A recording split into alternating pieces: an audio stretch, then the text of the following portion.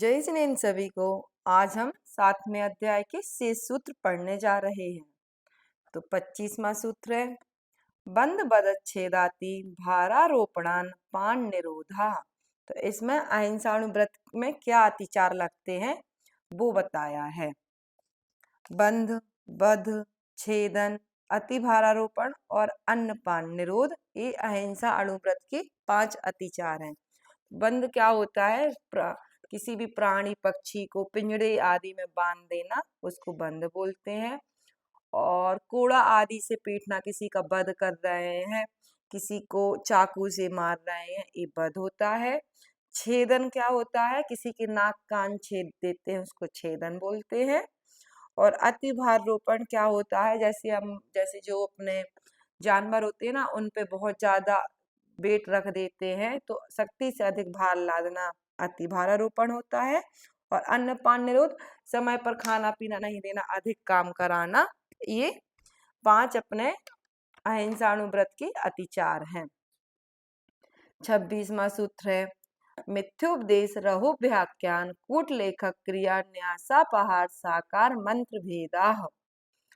मिथ्या उपदेश, रहोभ्याख्यान, कूटलेख क्रिया, न्यासापहार और साकार मंत्र भेद, ये 5 अतिचार हैं सत्य अणुव्रत के। तो मिथ्योपदेश क्या होता है? झूठा उपदेश देना। रहोव्याख्यान क्या होता है?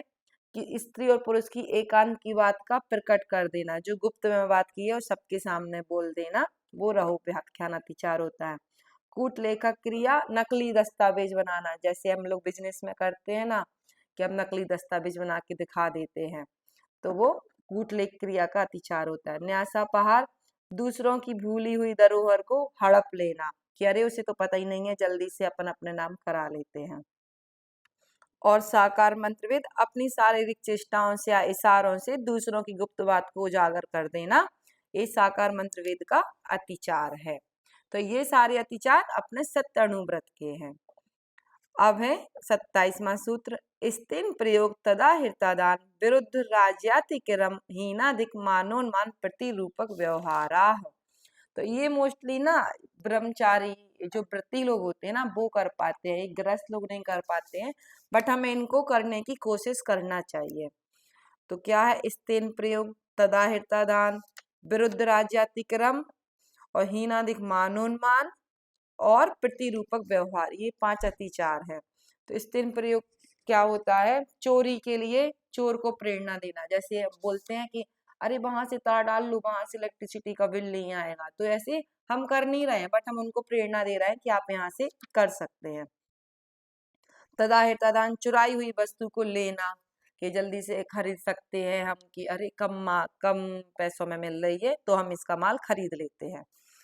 विरुद्ध राज्यातिक्रम, राजा की आज्ञा के विरुद्ध चलना, जैसे टैक्स आदि की चोरी करना, अल्प मूल्य की वस्तु अधिक कम मूल्य में बेचना, वो अपना विरुद्ध राज्यातिक्रम कहलाता है।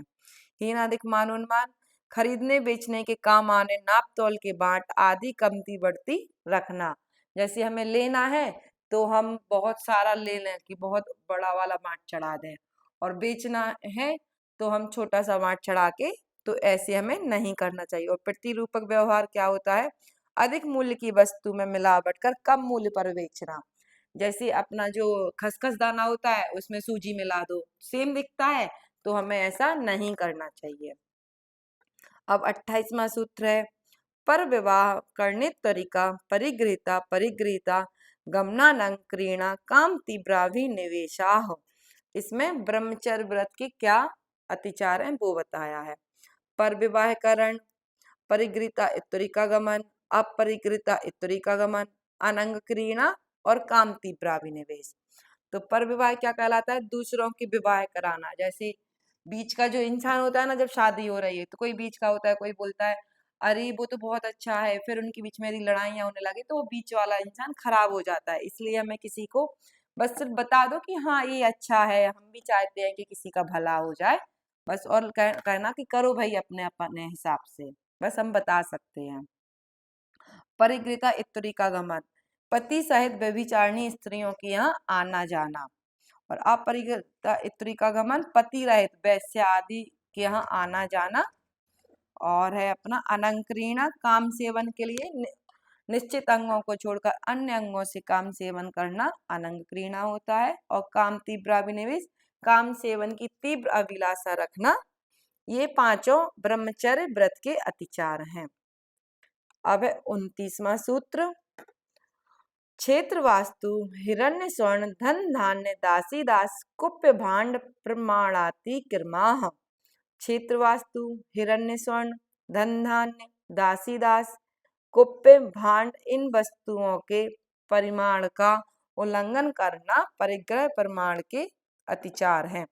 क्षेत्र वास्तु मतलब खेत मकान, जो अपनी फैली जमीन टाइप की है उसको अपन लोग क्षेत्र वास्तु में बोलेंगे। हिरण्य स्वर्ण, हिरण्य मतलब होता है चांदी और स्वर्ण मतलब सोना। धन धान्य मतलब, धन धान्य किसको बोलते हैं? धन मतलब पशु, पहले ना पशु को, पशु जानवर इन सबको बोलते थे धन। धान्य मतलब अनाज, दासी दास मतलब नौकर नौकरानी, कुप्य मतलब वस्त्र, भांड मतलब बर्तन। तो इन सब का हमें उल्लंघन नहीं करना चाहिए। तो ये हो गए अपने परिग्रह परिमाण के। तो अपने जो 5 अणुव्रत हैं तो ये उनके अतिचार बता दिए हैं। अब यहाँ से दिग्व्रत और देश व्रत के अतिचार शुरू होंगे। तो दिग्व्रत देश व्रत क्या होते हैं? दिग्व्रत मतलब होता है 10 दिशाओं की सीमा कर लेना, वो दिग्व्रत होता है। देश व्रत मतलब ग्राम मोहल्ले की भैया हम इससे बाहर नहीं जाएंगे, उसकी सीमा करना, वो अपना देश व्रत होता है। और अनर्थ दंड होता है अपन कुछ भी प्रयोजन रहित पाप वर्धक क्रियाओं का त्याग करना। जैसे अपन बैठे हैं, बैठे बैठे चटाई तोड़ रहा है, फूल पत्ती तोड़ना है, तो ये प्रयोजन रहित है, हमें कुछ इससे मतलब नहीं है, तो हमें ये सब नहीं करना चाहिए। तो अनर्थ दंड के ना 5 टाइप के पाप कौन होते हैं? एक होता है पापोपदेश, एक होता है हिंसादान, एक होता है प्रमादचर्या, एक होता है अपध्यान और एक होता है दुष्कृति। तो पापोपदेश तो जानते हैं कि पाप नहीं करना, हिंसा नहीं करना। प्रमाद मतलब होता है बिना प्रयोजन यहाँ वहां घूमते रहना। अपध्यान मतलब दूसरों के लिए विचार मतलब दूसरों के लिए बुरा सोचना, विचार नहीं बुरा सोचना। और 5वां है दुष्कृति, खोटे शास्त्रों को सुनना, ये दुष्कृति होती है। तो ये हो गए अपने दिग्व्रत, देशव्रत और अनर्थ दंड। तो ये हो गए अपने 3 गुण व्रत। और 4 शिक्षा व्रत होते हैं। 4 शिक्षा व्रत कौन कौन से होते हैं? सामायिक, प्रोज्धोपास, उपभोग परिभोग परिमाण, अतिथि समविभाग। तो सामायिक क्या होती है? समस्त पापों के कामों से व्रत होकर नियत स्थान पर अपने मन वचन काय को एकाग्र करने को सामायिक कहते हैं। प्रोज्धोपास मतलब पहले के, जैसे आज उपवास है तो अपन कल का और आने वाले कल का एक आसन करेंगे और बीच के दिन उपवास करेंगे, वो प्रोज्धोपास होता है। उपभोग परिभोग, परिभोग मतलब होता है जो बार बार भोगने योग्य होता है, और उपभोग जो एक ही बार भोगने योग्य होता है। तो इन सब का परिमाण कर उससे अधिक में ममत्व नहीं रखना, उपभोग परिभोग परिमाण व्रत होता है। और अतिथि समविभाग, मुनियों के लिए आहार का मंडलू, पिच्छी, वस्तिका आदि का दान देना। ये ना, ये वाला जो शब्द है ना अतिथि समविभाग, वो सिर्फ अपने इसमें आया है तत्वार्थ सूत्र में, और रत्न करंडक श्रावकाचार में इसका नाम बैया व्रत रखा है।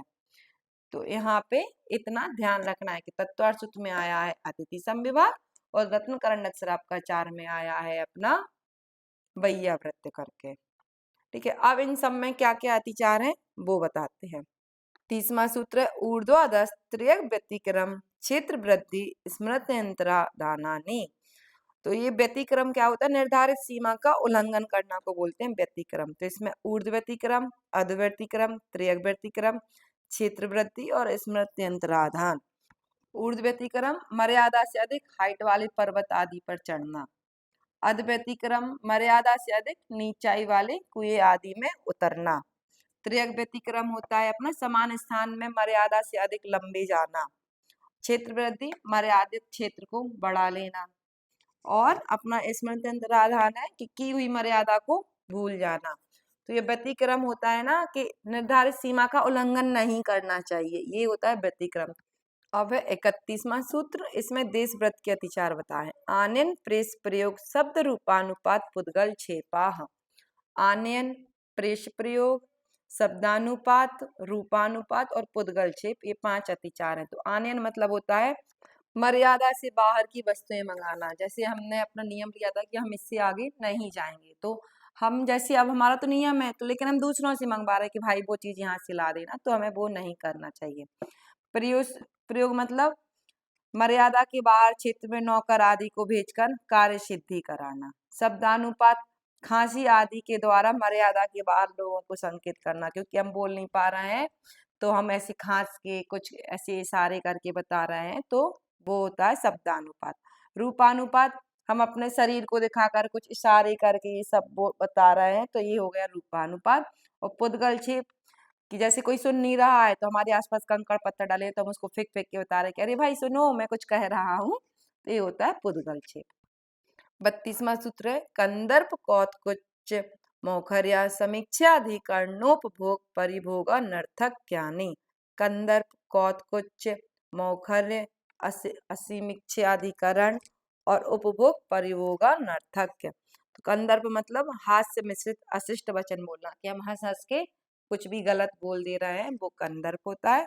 कौतकुच मतलब हम हंसी मजाक में दूसरों की बॉडी को टच करना, कि अरे भाई सुन नहीं रहे और हाथ थपथपाए जा रहा है, तो ऐसे नहीं करना चाहिए। मौखर्य मतलब दृष्टता पूर्वक ज्यादा बकवास करना, कि भाई बोले ही जा रहा है, किसी का मन नहीं है सुनने का, उसको बोलते हैं मौखर्य। असमीक्षाधिकरण होता है बिना प्रयोजन के मन वचन काय की प्रवृत्ति करना, कि जैसे कोई कुछ कह ही नहीं रहा, तुम यहाँ से सामान वहां रख रहे, वहां से यहाँ रख रहे, तो ये होता है असमीक्षाधिकरण। और उपभोग परिभोग अनर्थक होता है आवश्यकता से अधिक भोगोपभोग की सामग्री को संग्रह करना या इकट्ठा करना। 33वां सूत्र है योग दुख प्रणिधाना नादर स्मृतनुपस्था नाने। इसमें सामायिक व्रत के अतिचार बता है। तो काय योग, वचन योग, मनोयोग, अनादर और स्मृतनुपस्थान। तो मन वचन काय की अन्यथा प्रवृत्ति करना होता है मन वचन काय वाला, और अनादर होता है सामायिक में उत्साह नहीं होना, कि हम सामायिक करने बैठे और हमारा मन ही नहीं लग रहा है, यहाँ वहां भटक रहे हैं। और स्मृतनुपस्थान विस्मृत हो जाना या हमें भूल जाना कि सामायिक का टाइम हो गया और हम अपने बातों में मस्त हैं, कुछ दूसरे कामों में, तो ये सामायिक व्रत के अतिचार हैं। 34वां सूत्र है अप्रत्यवेक्षिता प्रमार्जितोत्सर्गा दान संस्तरोपक्रमणा नादर स्मृतनुपस्थानानि। अप्रत्यवेक्षिता होती है बिना देखी सोधी जमीन पर मलमूत्र आदि करना। प्रमार्जितोत्सर्ग में होता है बिना देखी सोधी पूजन के उपकरण आदि को उठाना रखना, जैसे पूजा करना है, जल जल का यहाँ खिसका रहे, वहां खिसका रहे, थाली खिसका रहे, तो देख कर करना चाहिए।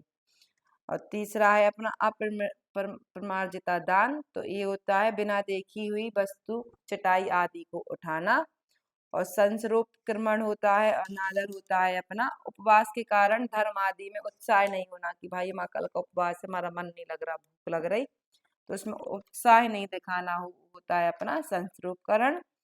और मृत्युनुपस्थानानि होता है करने योग आवश्यक धर्म कार्य भूल जाना, कि भैया चतुर्दशी है, सामायिक का टाइम हो गया, लेकिन हमारा कल उपवास था, हिम्मत नहीं है, हम भूल गए हैं, तो ये सब अपने सामायिक व्रत के अतिचार लगते हैं। अब है 35वां सूत्र सचित्त संबंध सम्मिश्रा विषव दुपक्वाहारा। इसमें उपभोग परिभोग परिमाण व्रत के अतिचार बताए हैं। तो सचित आहार, सचित संबंध आहार, सचित सम्मिश्र आहार और दुपक्वाहार। तो सचित आहार क्या होता है अंकुरित उत्पादन वाली फल फूल खाना। और सचित संबंध आहार क्या होता है सचित वस्तु से प्राप्त हुई संबंध वस्तु को लेना। सचित अचित तो सचित होती है अपनी मतलब जिसको अचित नहीं किया, अचित मतलब जिसको अपन ने उबाला ना हो प्रासुक जल से, ऐसे नहीं कि सिर्फ गर्म पानी से धोया और अचित हो गई, नहीं, उस जब तक उसमें उबाल नहीं आएगी गैस की आंच की, तब तक वो अचित नहीं होती है। सचित सम्मिश्र आहार, सचित वस्तु से इस प्रकार मिश्रित आहार जिसे अलग ना किया जा सके वो सम्मिश्र आहार होता है। और दुपक्व आहार जैसे अध पके या अधिक ज्यादा पके का भक्षण करना या तो वो नहीं करना चाहिए। और अपना एक इसमें रह गया था अविश्व आहार। तो अविश्व आहार होता है गरिष्ठ वस्तुओं को खाना, वो होता है उपभोग परिभोग परिमाण व्रत के अतिचार होते हैं। 36वां सूत्र है सचित निक्षेपापिधान पर व्यपदेश मात्सर्य कालाति कर्मा। सचित निक्षेप, सचित अपिधान पर व्यपदेश, मात्सर और कालातिक्रम ये अतिथि समविभाग व्रत के अतिचार है। तो सचित निक्षेप होता है सचित पात्र में भोजन रखकर देना। सचित अपिदान सचित वस्तु से ढके आहार को देना। पर व्यपदेश दूसरों के द्वारा अपनी वस्तु का दान करना। जैसे हम आहार देने गए हैं, उन्हीं के चौके का उन्हीं का सामान चला दिया। जब भी हम आहार देने जाएं तो हमें अपनी दान जरूर देना चाहिए। मात्सर अनादर पूर्वक दान देना और कालातिक्रम आहार का समय टाल देना। तो ये अपने अतिथि समविभाग के अतिचार है। 37वां सूत्र है जीवित मरणाशंसा मित्रानुराग सुखानुबंध निदानाने। यहाँ पे अब सल्लेखना व्रत के अतिचार बताए हैं। तो जीवित शिंसा, मरणाशंसा, मित्रानुराग, सुखानुबंध और निदान। तो जीवित शिंसा जीवित रहने की इच्छा, संलेखना जैसे किसी को संलेखना धारण करना। अब वो बीमार है तो उसको हो रही है कि भाई मुझे तो और जीना है, तो ऐसी इच्छा रखना जीवित संसा। मरना संसा बहुत ज्यादा बीमार है, बहुत दुख है, तो अपन बोलते हैं भगवान मुझे उठा लो, घर वाले ही बोलने लगते भगवान इससे अच्छा तो इन्हें उठा ले। तो ये सब इच्छा रखना मरना संसा होता है। मित्रानुराग मित्रों की याद आ रही है उस टाइम, तो ये हो गया मित्रानुराग। सुखानुबंध जो हमने पहले अपने सुख भोगे हैं उनको याद करना। और निदान होता है तपस्या के फलस्वरूप आगामी जीवन में भोगों की आकांक्षा रखना कि हम यदि हम सही हो जाएंगे तो हम ऐसा करेंगे वैसा करेंगे, ये निदान कहलाते हैं। तो ये 5 संलेखना व्रत के अतिचार हैं। अब 38वां सूत्र है, इसमें दान का स्वरूप बताया कि दान कैसा होना चाहिए।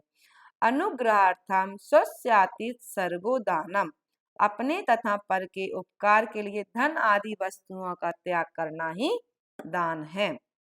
39वां सूत्र है विधि द्रव्य दात्र पात्र विशेषा तद विशेषा।